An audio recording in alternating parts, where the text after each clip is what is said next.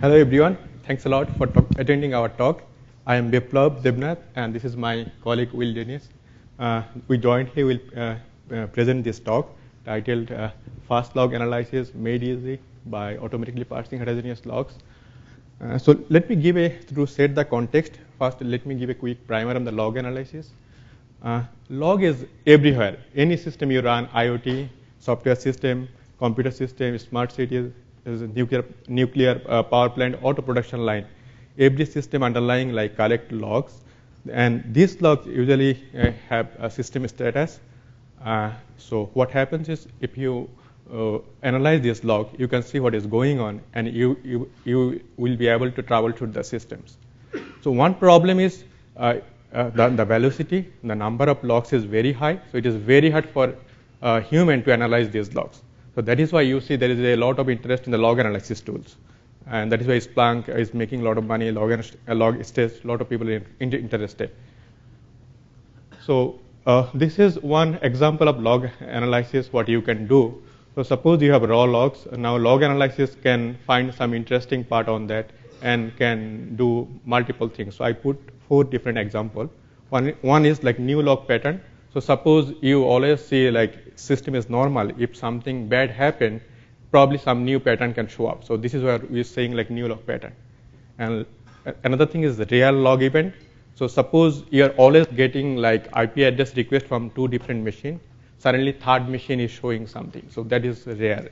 Probably you want to catch this. And log rate change, it is if there is volume change in whatever system is generating. So that may also indicate some problems. Another is log relation. So suppose someone always log in and spend 20 minutes in this machine and log out, but you see there is some changes happening. So I put 4 examples, but a lot more possibilities are possible. So that's good. But if you want to do any kind of log analysis, one of the core steps is log parsing. And this is a very essential part. Why? So I put one example log here. It is saying sometime in March 3rd, some machine has some other information. So as you see, it is unstructured and there is no fixed format. So what parsing does, it tries to make sense out of that. So one example could be parsing can do is saying that this is the message itself, and this has happened at this time, and there is some field called PDU, it is the name, and there is another field like leg, it has some value and some amps. So it is very easy now for human to consume and do something useful. But as you know, this is not happen magically. So you need something that is what we call parsing pattern. So in this case, pattern could be something like that, date time followed by some text, and then the PDU, there is a notice space, leg number, amps number. So this is some varying field. So whoever work with log, they know this is not a very fun part to write this kind of regular expression or this kind of pattern. And why it is very hard. Sorry for the small text here. So I put 4 different logs for 4 different systems. So if you look on the log system, there is not uniform format. Every system have their own way to generate log. So the first logs are coming from syslog, second one from MongoDB, third one from OpenStack, and last one in some custom application. So if you are lucky, suppose syslog, MongoDB or OpenStack, someone already writes something for you, so you may get started. But if you're in the last case, which is common for a lot of people, good luck. You have to spend a significant amount of time to generate these kind of patterns. So in our view, there is 3 kind of problem when you try to write a pattern generator. First is variety, second is velocity, and third is domain knowledge, limited domain knowledge. A lot of time, people who are dealing with log, they may not fully know what is happening, so they have to do some trial and error. So what is our goal here? We want to make your life easier. Basically, we want to generate patterns without or no human involvement. So we may need some human help, but we want to minimize as much as possible. So this is the outline of the rest of the talk. First, I will describe some algorithm and technical detail, and then Will take over and he will show you or share with you his experience from this tool in real-life deployments. So first part. So if you like problem definition, this is one slide for the problem like definition. Input will be set of logs, and output will be set of patterns which can parse these logs. And we have two optional input. One is tokenization delimiter, and one is max pattern limit. So there is why saying that you may need some human involvement. That is optional. That is not necessary. As I go through, it will be more clear like why these two maybe in some case you want to input to the system. So before even going to the solution, let me put a simple like example log. So this log is showing like certain time some user is logging into some machine, then he's connecting to some database, he's disconnecting, and he's logging out. And this is repeated for 3 different users: user BR12, BR34, and BR#1. And now we want to parse this kind of log. This is a very simple example. So if I ask you, what do you think? How many patterns can be possible from this scenario? So what answer I usually get, some people can say 4 because logging in, logging out, database connect, database disconnect. Some people say 2 because logging in, logging out in the same machine, and from the database connect and disconnect is another event. Some people say it's only 1 because everything is kind of same and this part is varying. So there is no one is wrong. It depends on like his expectation or what he want to do. Everybody is right. So what we want, is it possible to give an option to user so he can cherry pick? Instead of generating only one set of pattern, we want to show him all possible options. Then he can pick whatever works best for him. So that is what I am saying. So let's say this is the input we have, and we have some kind of pattern tree. We are saying this is a tree. It will be clear later. So it's saying like if you have this kind of log, one set of pattern can be like this, very verbose. Then one set can be 4 different patterns like this. Another set can be these 2. Another can be only 1. Now you saw all the possibilities, and I think whoever work on the log, they will agree that it mostly cover everything. Now if I show this, now your life is simple. Pick whatever you think is the best for you. And it is much better than working with the raw log. It's kind of a synthesized format. So this is what we're calling like pattern tree. So to do this kind of thing, we did some research and we worked, I think, last 3 years. And last year we published a paper called LogMine. It's like fast pattern recognition for log analytics. What it does is like it show you even when you give a set of input logs, how this kind of tree can be generated. And this has a lot of good properties. As you will show and he will explain, it is super fast. It consumes very little memory, and it's very scalable.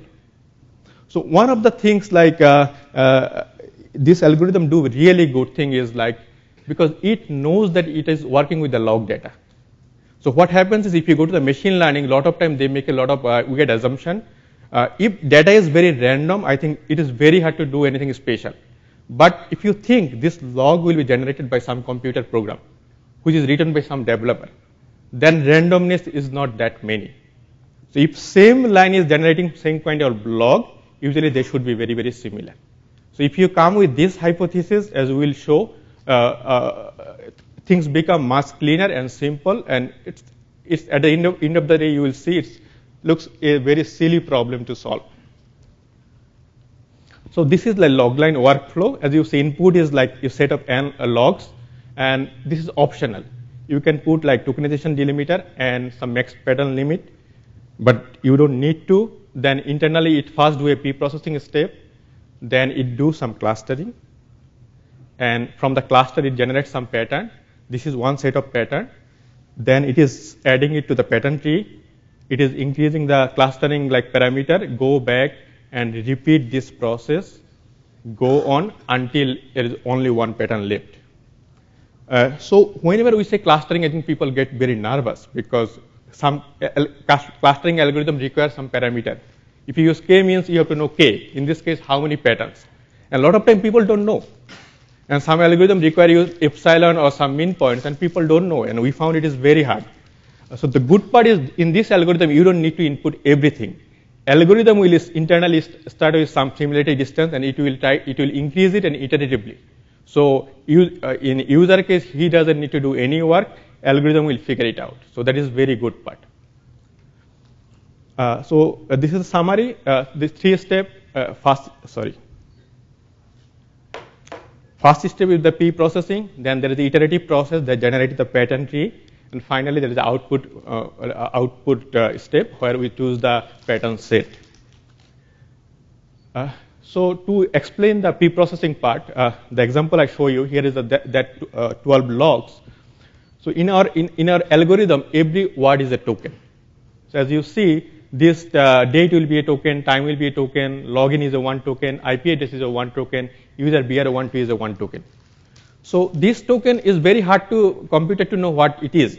So suppose in this case we want to detect also in our pattern user separately. In this case we need some little bit help. So that is the function of the tokenization delimiter. In this case, if you say tokenization delimiter is equal, what it will do, it will basically split this token user equal BR122 into three different parts, three different tokens, BR equal BR12. And it will do same thing for other logs. So first step done. Now second step. What second step is doing? It is doing some data type identification. So as I'm saying, like if you even like this log is like very unstructured, but it is written by some computer program. And where developer want to put something meaningful, that is why he can later debug. So if you go with this hypothesis, what you will see from the first log, this is always changing date time. Then there is some login. This is a English word, so maybe user developer want to infer some or give some information. So we'll keep it intact, and then the IP address. So IP address is changing. So we will mask it, saying okay, this part is IP address. Then we'll keep user because it is a dictionary word, and equal it is a symbol. But BR12, this is again a mixed. It is not a text. It is not a consist of alphabet. So we will mask it to word. So that is what we do for the first log. We'll do similar things for the other logs. Because if you do the second step now, it becomes much cleaner. So whatever like variability is in the input logs, but after doing this, it become now you can think like normalized or like the randomness is kind of like saturated. Now we go to the rest part. So so far I show you how to do the pre-processing. Now the clustering part. So this is the part we will generate the pattern tree. So we have 12 blocks. We did the pre-processing. This is the after first clustering in those logs, you will get the label 1 of the tree. So in this case, we found that among the 12, only these 8 different things exist. Now, so first level of clustering is done. Then you take this thing as the input for the second level, and you generate like second level of the pattern as the output. So as this figure is showing, in the second level, what it is doing, it is taking like pattern 1 and pattern 5, and it is merging. So if you look, pattern 1 and pattern 5, everything is same, date time, login, IP address, user equal. Only this is word and not space. So it is merging it and making it not space. So what it is doing, as it goes up, it is making things like more generalized. Now next level, again it will do clustering on this. Now in this case, it is merging 9 and 12. So as you see, 9 and 12, everything is same is except the login and logout. So out of login and logout, now it will merge. It will generate one pattern. And finally, so you have now 13 and 14. One is from login, logout merged together. Database connect and disconnect merged together. So you get level 3. In level 3, if you see, everything is kind of fixed. Only it has extra database. So that means you can put a wildcard there. That way you have one final pattern. So this is the final pattern tree. As this example show, it's quite simple once you understand the details. So in our algorithm, like the memory use depends only the size of the level 1. Because as you go down, it's decreasing. So that's not a problem at all. And this is only the costliest part to compute. And other part is pretty simple because even like you do some complex computation, but number of log is very small. So if you think intuitively what is happening, suppose you have millions of log, but in level 1 you just boil down to 8 different things. Now whatever complex thing you will do, it will not like blow up your CPU use or like running time. And we will show example like this is usually the case. So in level 1, looks like even like you don't need clustering. I think if you're smart enough, you already figure it out, because you can do some more clever things and which will be able to avoid clustering part. So if you think about that, after doing the preprocessing part, things become like that. Now it's like a very simple problem. It's like if you identify the unique lines, that's it. That's the level 1. And if you still don't try to think what it is, so think about every log is a different color. So in this case, if I think every log is a different color, now my problem is I want to identify number of unique colors. And that can be done pretty fast. If you have a hash map or something, in this case, even you can make whole log line as a hash key, and this can be done super fast.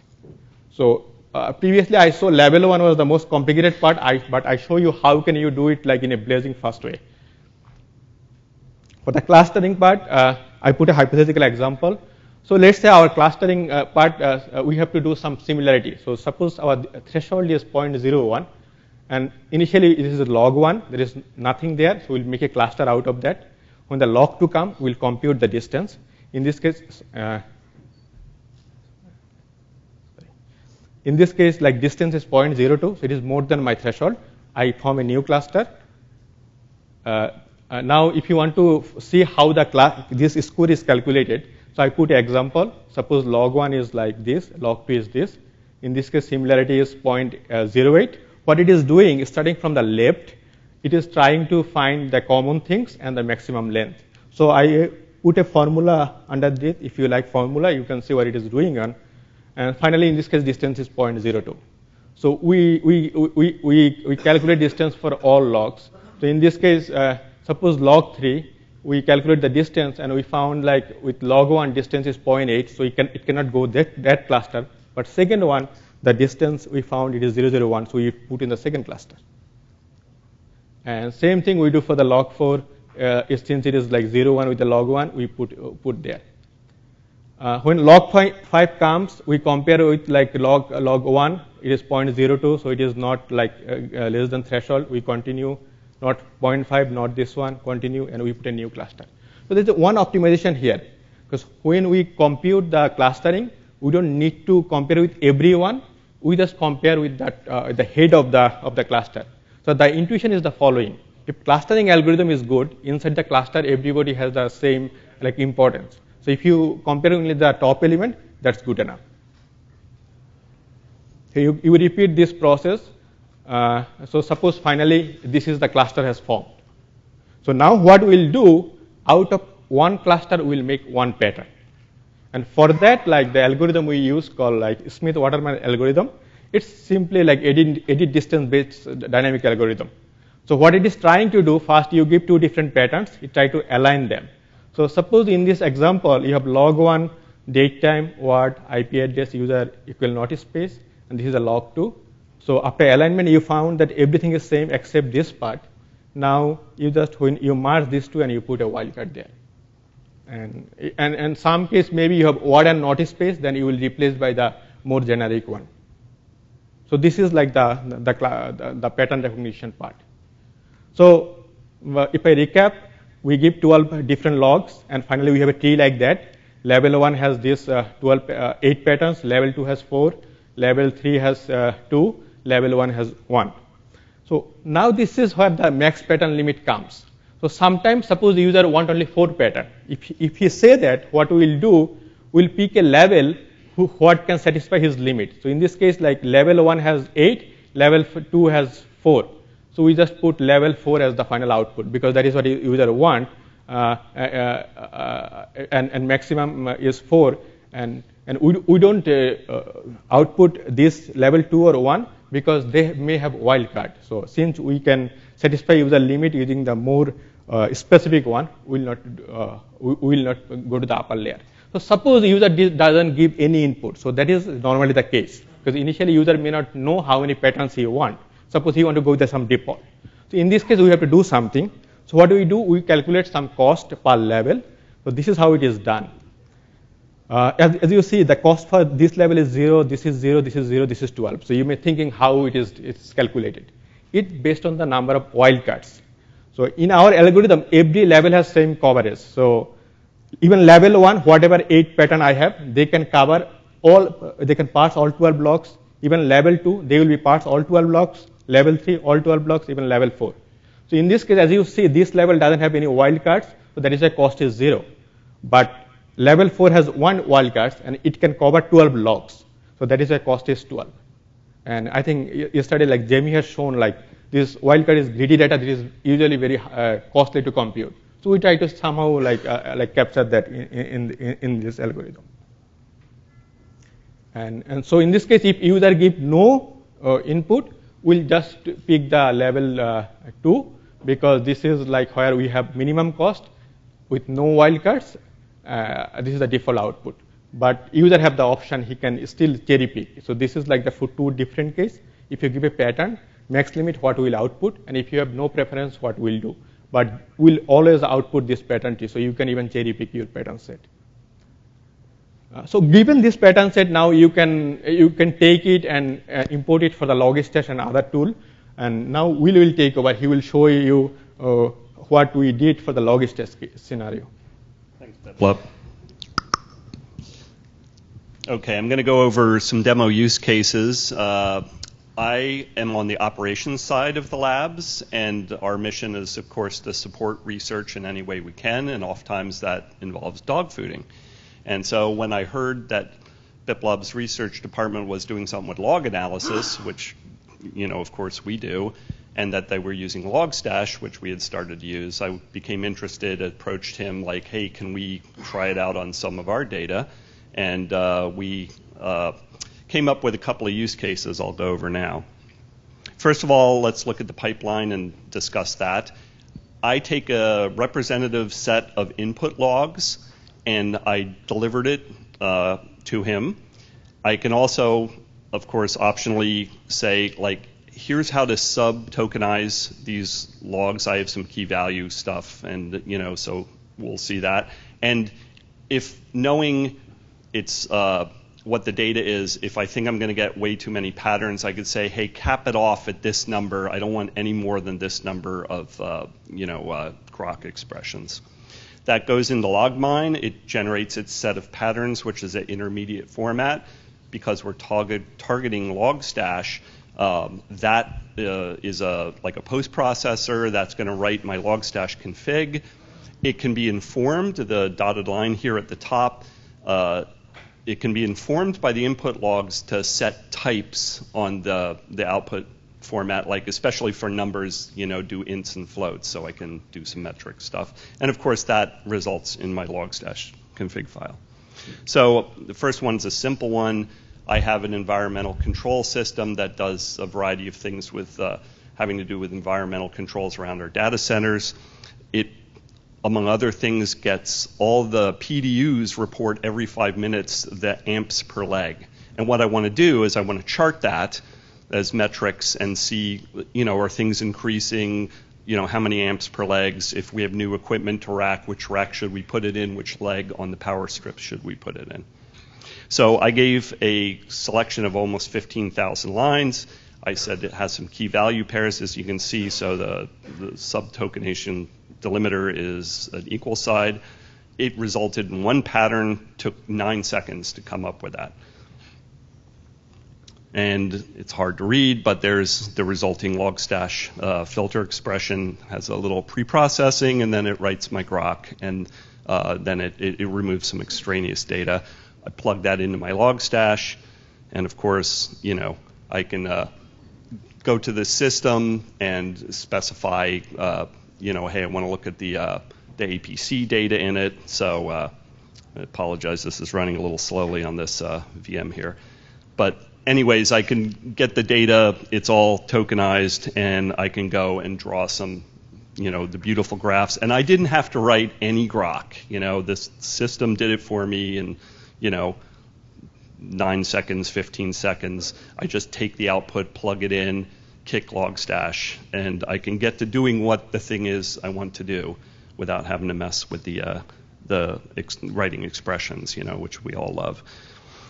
Second thing, use case I gave him, I was thinking, what's the ugliest log I have? And I run this business process management software that has like a truly insane logging, and one of the insane parts is, it logs all kinds of things, but this is some developer's idea of an awesome log timestamp.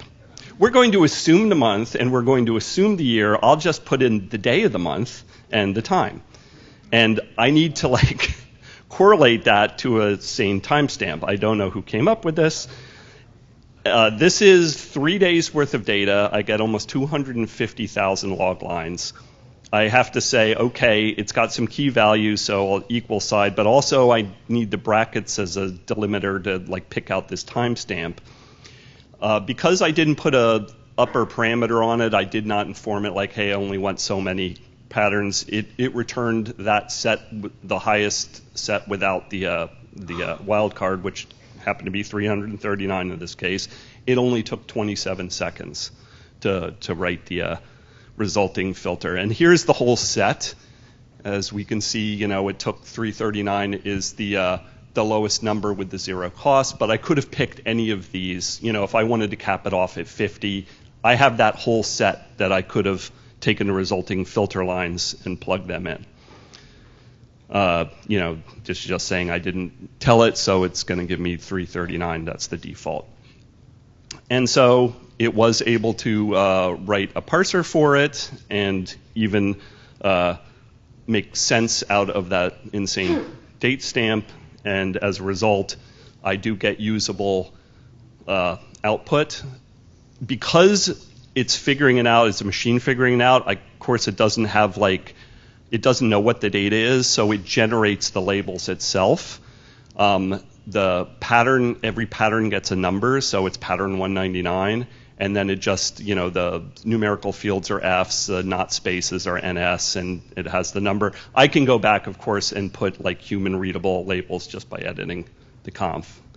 But in this case, I just need to do some data exploration and see what I have. But I can trace things through the GUIDs, and I can kind of make sense of the flow of the application, whereas before, it's just this mountain of data, So in summary, LogMine is a fast and scalable system that really can help take the drudgery out of doing log parsing.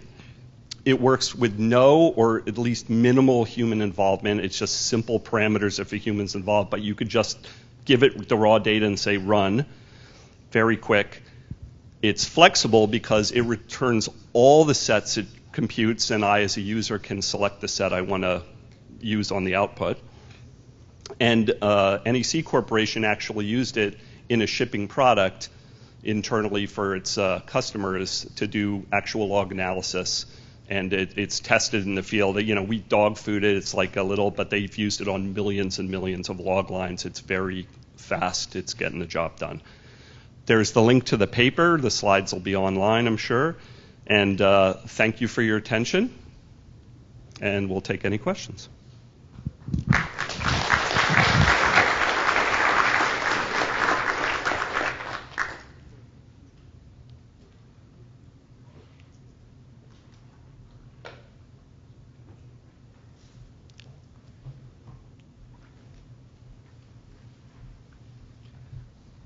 Hi. Sorry. So is it open source? Or can we use it? No, it is not will open it be? source. But in the paper, it has more detail. Even in the presentation, I already gave detail, but it is not open source, or there is no GitHub code. Okay. I kind of pushed them to see if it could be, and of course, if you're dealing with a huge corporation like NEC, it would take a long time to get it through the pipeline. The core IP in it, they may not want to release. Okay. The LogStash bit probably, but Okay, thanks.